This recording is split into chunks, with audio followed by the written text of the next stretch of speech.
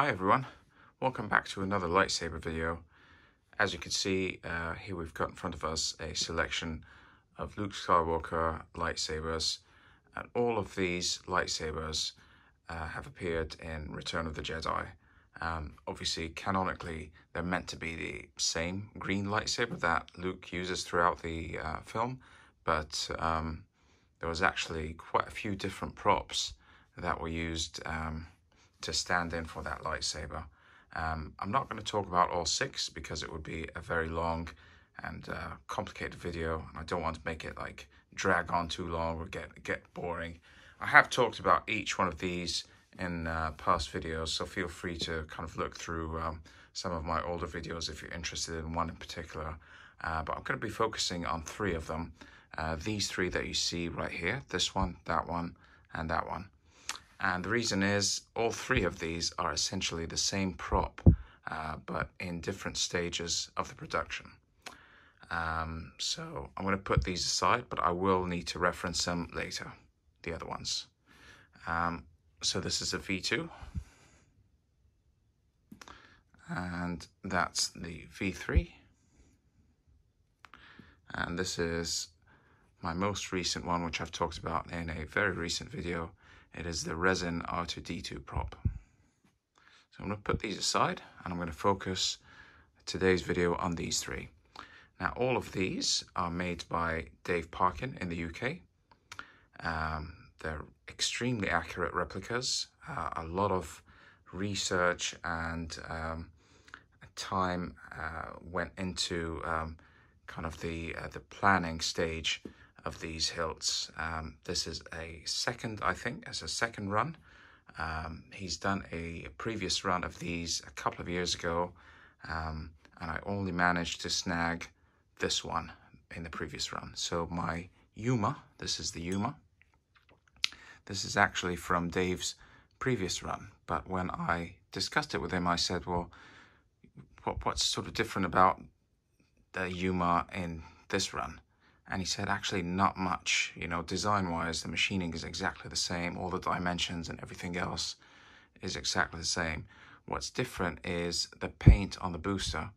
Dave has acquired some new photos of the prop that showed that the paint on the booster section from his previous run was not exactly accurate. So he offered to take this back from me. So I just sent him back my old one, and he very kindly repainted it according to the reference photos that he, his updated ones. So it looks more accurate now. The only other difference was the depth of the emitter. And when he sent this to me, because this comes with a blade, the new blade is redesigned. My older blade that came with this was longer and it was thinner. The new blade that he's redesigned, and this is meant to be more accurate as well, it's got a few differences. So one is sort of fatter. It's definitely shorter in length. I don't have the old one anymore to compare because I sent it back to him. And it's also got some nice scuff marks on it, which I'll try to, yeah, here's some just kind of scratch marks here and there. And these are all intentional. These are, again, based on reference material that Dave has seen. So this is more accurate than his previous blade. But the problem was when he sent it to me, it wouldn't fit. And that's because the old gen of the Yuma, the depth of the emitter was a little bit more shallow. So on the outside is exactly the same, but just the depth was a little bit more shallow than his new one. So this plug initially, right here, it was sort of too tall and it would sit somewhere up here. So I messaged him about it, and he didn't realize that I had the older Yuma. So I sent him the blade and he remachined that core. Obviously he couldn't just cut it down because it's made of steel, so he just made me a brand new one. So the external part is the same as the new one, but the internal part matches the old design, so it would fit perfectly through this. So I'll quickly show you that. Really easy. Just take an Allen key and loosen that screw on top of the emitter right here. And it fits perfectly in place, and it's nice and flush. Obviously, when I display it, I don't display it with the blade, but it's nice to have that option sometimes. So what I thought of was to talk about the history of this prop. And for those of you who are new to the channel, you might not know exactly what I'm talking about, but this hilt was actually created, the initial stage, it looked exactly like this. This was machined early on in the production for Mark Hamill to be able to swing this around without causing injury to himself or other actors in the Jabba skiff scene, in the skiff fight. It was machined by the prop department to resemble the two that already existed. So the first two that appeared, or the first two that were made for the film, were the V2 and the V3. The V2 was his belt hanger, and the V3 was a dueling stunt, so it had a long blade for the duel at the end. And they looked, so you have to imagine that the V3 did not look exactly like this. It didn't have a gold neck. It probably looked a little bit more like that. So if you can imagine a metal version of this, a V3 and a V2, they look quite similar. And these were the first two that were made for the film. But then they realized that he needed a stunt saber with a short blade. So they machined one from scratch. Whereas these two were not machined from scratch. The V2 and the V3 already existed because these were repurposed Obi-Wan Kenobi hilts. So Obi-Wan had a couple of stunt hilts from A New Hope. They just kind of gave him a little bit of a paint job and added some greeblies and things like that. And they became Luke's hero, belt hanger, and his stunt. But it was necessary to make a short-bladed stunt to fight the bad guys on the skiff. So this was made. And it looks like they kind of did a paint job to resemble the V2 and the V3. The control box on it was machined to almost look like a false Graflex clamp with like a false lever. And so that explains what this block is.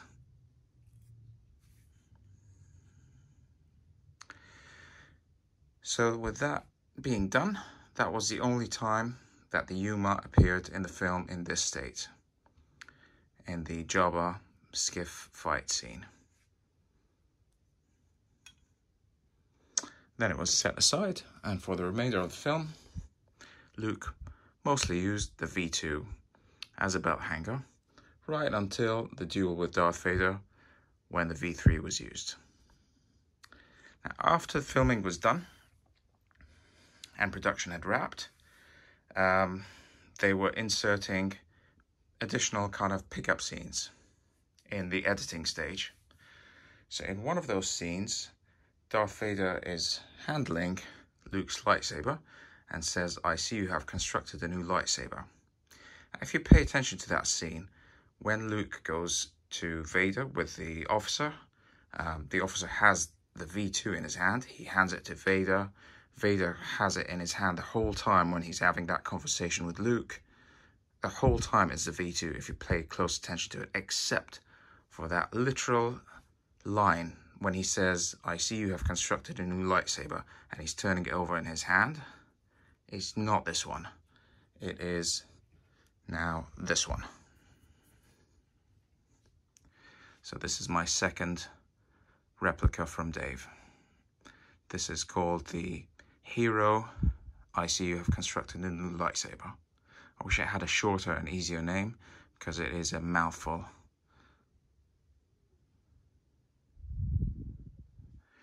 Obviously, this will be familiar to you from that scene.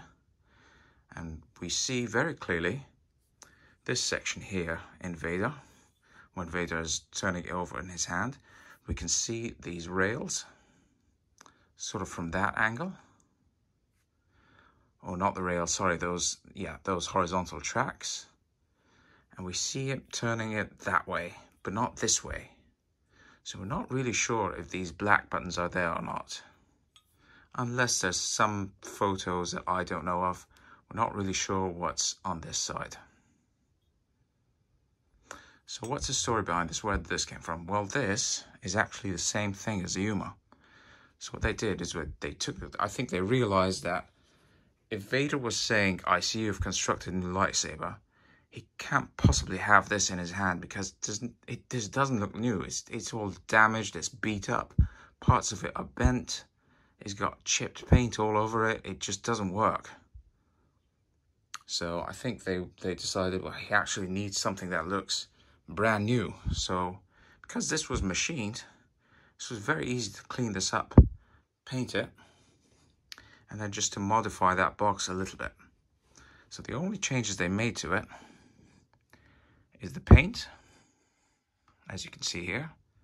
Fresh coat of paint here. It's that gold copper look that we all know.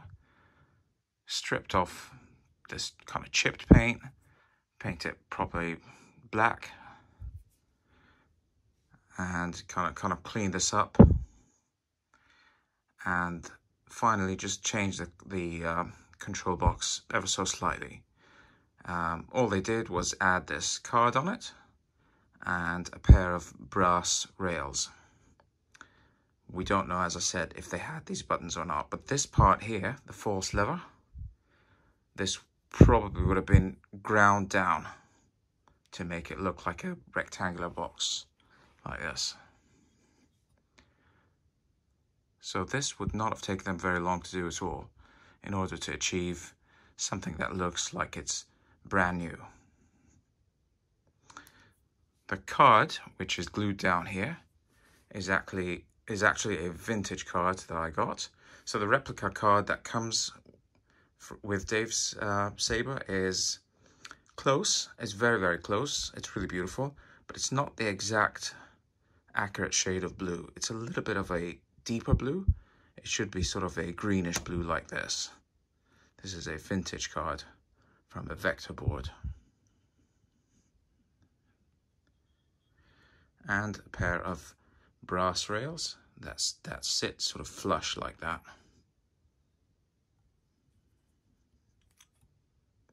Yeah, so you can clearly see that it's the same hilt. If you compare it side by side, you can see the uneven rings. You can really see everything matches top to bottom. It's just a cleaner, freshly painted one here with a little bit of a modded box. Okay, and finally,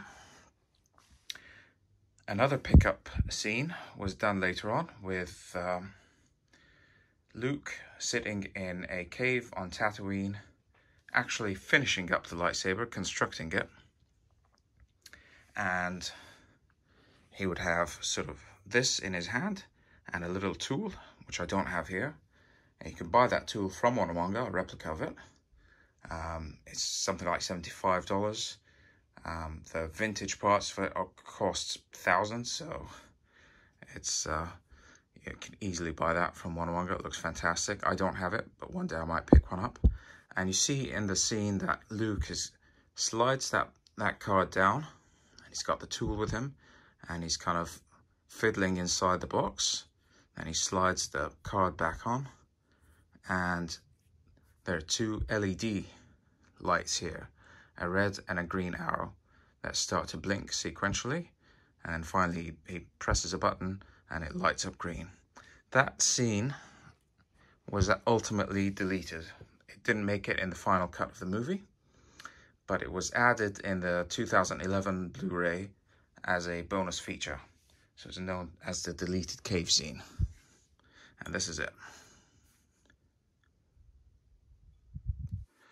So as you can see, it's exactly the same hilt as that. once again, the prop department, all they did this time was they changed the box one more time. Let's look at some of these changes. You'll notice here the green and red arrows on a plate with a couple of screws underneath. You'll also notice a grey rail underneath that top rail. So now it doesn't sit flush. Look at the difference. The one on the right hand side, I see you have constructed a new lightsaber, is a flush. The rails are mounted almost flush to the box.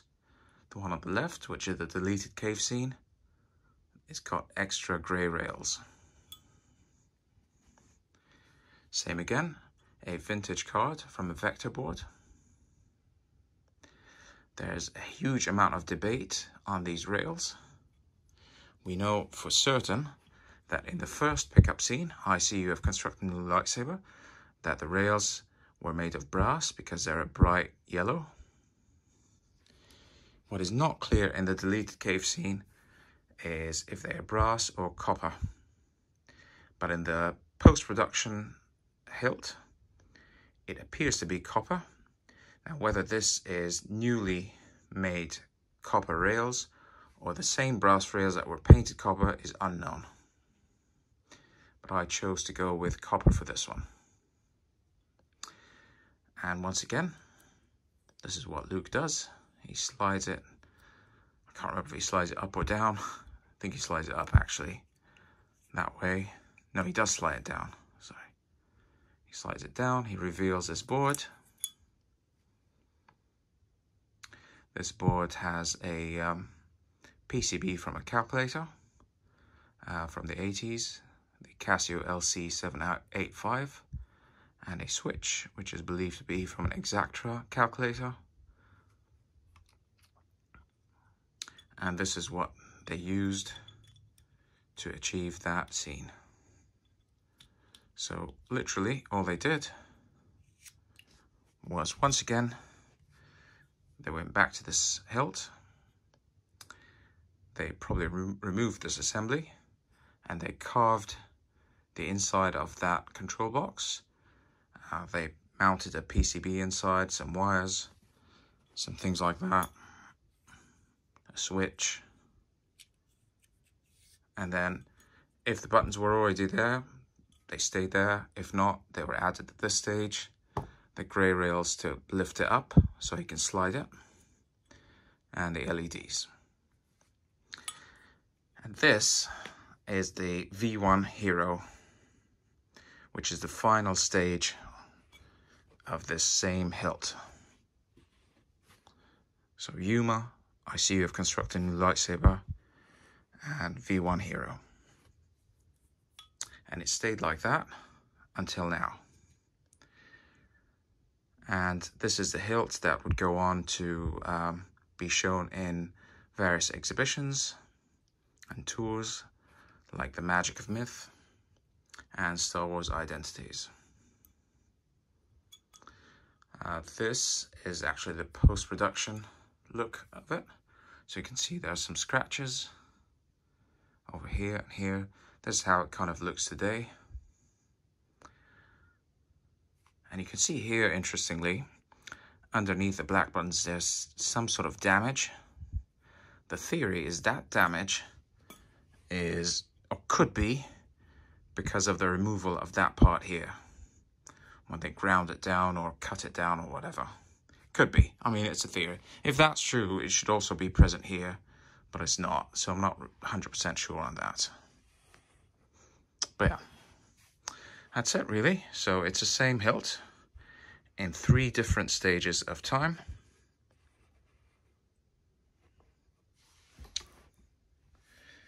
Yuma, I see you have constructed a new lightsaber. V1 Hero, Cave version, Star Wars Identities, Magic of Myth tour, and post-production. So this is the way this is how the hilt is today. This obviously became the official Luke Skywalker lightsaber representation of that movie. It was made into toys and replicas ever since, really ever since the Magic of Myth tour. So in the mid 2000s, maybe even earlier, maybe after, I'm not sure, since maybe the cave scene came out in 2011, maybe even before that. Prior to that, a lot of the toys and replicas were actually based on the V3. But yeah, and obviously all the newer material, like in the sequel trilogy, Mandalorian, etc., all of them, their design is based on this one. Which is ironic because this hilt in this state only appeared in one small scene in that movie, which was actually deleted. It's not even in the movie. It's really only these two that appear during the film. It's a very interesting prop. A lot of history behind it.